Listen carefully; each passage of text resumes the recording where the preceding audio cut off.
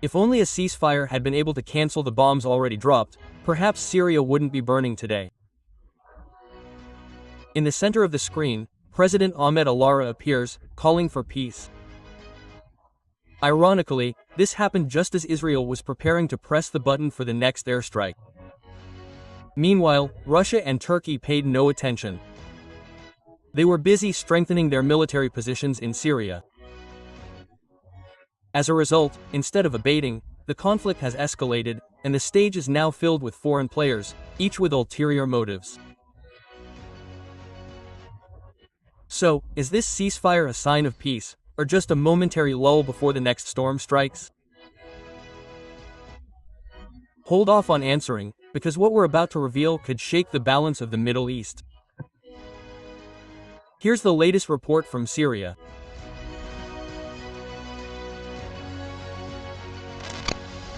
Syria's rifts are now fracturing again in two directions in the south. Syria is heating up. The once calm region has become a new flashpoint. The Druze community, who for years had maintained silence and neutrality, has now taken up arms. They are engaged in fierce clashes with armed Bedouin groups, which have caused a stir when news emerges that some Druze groups are receiving weapons and logistics from Israel. An old pattern is repeating itself, foreign powers playing in the shadows. The government's response doesn't take long. The Syrian army was immediately deployed under the pretext of protecting civilians. However, many were suspicious. This was also part of an effort to regain control of the region that had begun to move uncontrollably. The escalation in Sweida was increasingly out of control. Militiamen stormed Tal Hadid with BTR-70 armored vehicles equipped with KPVT heavy machine guns.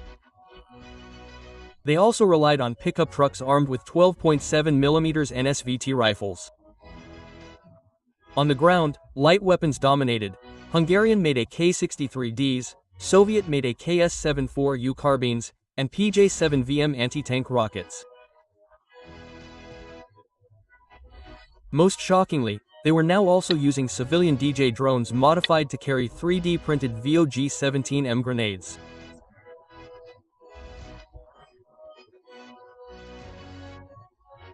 Meanwhile, on the northern side, fighting between the XTS, now part of the Syrian army, and the Syrian Democratic Forces, SDF, also erupted more fiercely.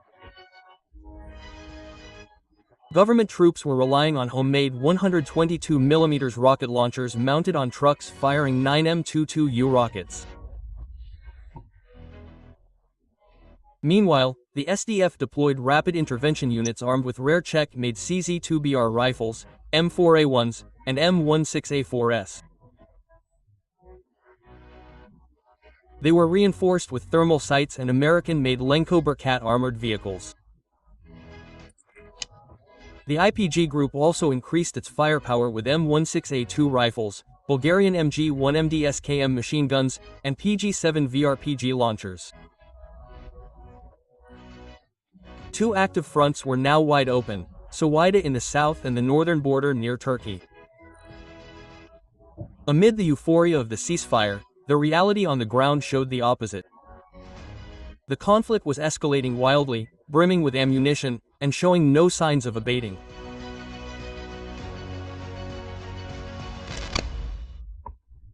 Since mid-July 2025, clashes in Sweida have claimed more than 1,300 lives. This figure includes approximately 533 fighters. From the majority Druze community, 300 unarmed civilians, 312 government security personnel, and 21 Sunni Bedou fighters were killed in battle against official forces.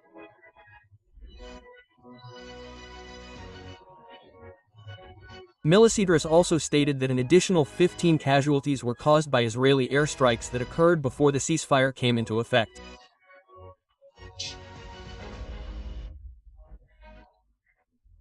Meanwhile, in the northern region, the conflict triggered by the Turkish military offensive since November 30, 2024, has resulted in the deaths of 217 members of the Syrian Democratic Forces, SDF, along with approximately 470 pro-Turkish militia and several Turkish soldiers who also fell in battle. The total number of casualties on these two major fronts has approached 1,000 armed fighters. This is a sign that tensions on the conflict are increasingly out of control and could explode at any time.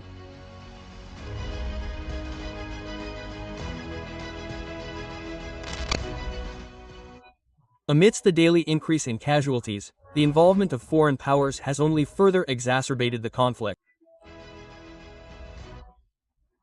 Israel again marked its presence with an airstrike that triggered a new round of escalation.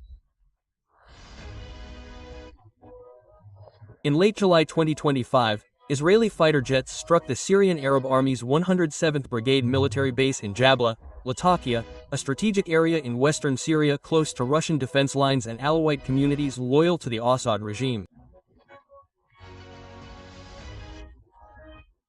This attack not only shook the region but also raised diplomatic tensions, drawing Moscow deeper into the conflict. Russia, previously known as the Assad regime's main ally, began to take a tougher stance against Israeli military action. In his meeting with the Syrian foreign minister in Moscow, Russian Minister Sergei Lavrov stated that Moscow fully supports the Syrian people and conveyed that all bilateral agreements will be reviewed. This firm stance came shortly after reports emerged that President Vladimir Putin was losing patience with Netanyahu, especially after Israel publicly condemned Russia's attack on Ukraine, something unprecedented in relations between the two countries. Meanwhile, a surprising signal emerged from Damascus. The Syrian government began opening lines of communication with Turkey, a step previously considered taboo. They officially requested Ankar's assistance in strengthening national defense and combating terrorist groups, particularly ISIS, along the northern border. If Turkey fully accepts this request, we could witness a major shift in alliances in the region. A maneuver that could alter the regional political landscape and open the possibility of a full-scale war in the Middle East.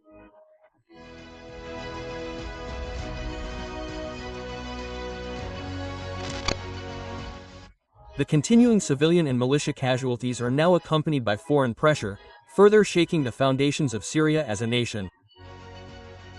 The threat of disunity is no longer a distant memory. Syria can no longer be seen as a unified whole. Instead, the idea of regional division based on ethnicity and religion is gaining ground. In the north, a scenario of an autonomous Sunni zone controlled by pro-Turkey factions with a government model resembling a Taliban-style theocracy is emerging.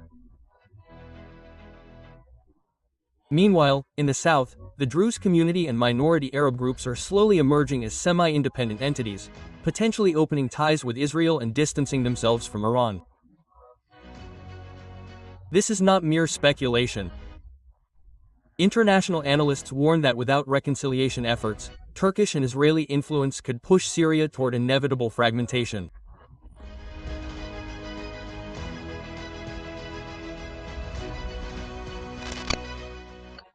Behind the growing threat of disintegration lies a major, equally complex dilemma. The figure of Ahmed al-Arra, the de facto ruler of southern Syria, now stands between hopes for reconciliation and accusations of authoritarianism disguised as revolution. Ahmed al-Arra is not just a rebel figure. He is the architect behind the transformation of Hayat Tahrir al-Sham, a jihadist group that has now transformed into a kind of technical government and controls large parts of the north and south. For many Sunnis, he is a savior from the tyranny of Bashar al-Assad. But in the eyes of ethnic minorities such as Druze, Christians, and Kurds, al-Arra is seen as a new threat, replacing old repression with new. Symbolic steps such as restructuring the civil service in Aleppo, providing clean water and bread, and speeches about diversity have not been enough to demonstrate real change. Instead, the arrest of popular artist Omar Khairi has reinforced the impression that al-Sarraj's rule is not much different from the previous regime. Omar, a singer from the Assad era, was arrested while performing at a wedding in Al-Bab,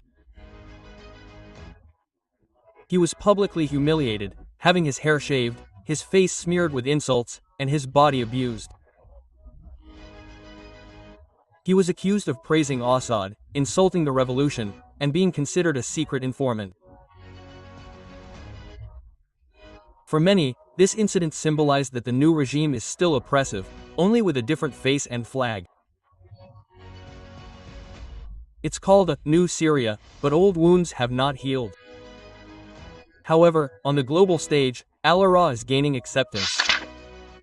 The United States even lifted the $10 million bounty on his head. Turkey, the UK, and several European countries are slowly opening channels of communication. For them, al-Ahrar may not be an ideal figure. But in politics, the enemy of the enemy can become an inevitable ally. And herein lies Ahmed al-Sarraj's dilemma. Praised by the outside world as a reformer, but suspected by his own people as a new tyrant. Does he truly bring hope for a peaceful and pluralistic Syria? Or is he simply opening a new chapter of authoritarianism disguised as reformist rhetoric, with foreign pressure on one side, minority unrest on the other, and the ever-looming shadow of revenge? Al-Ahrar's future now hangs in the balance.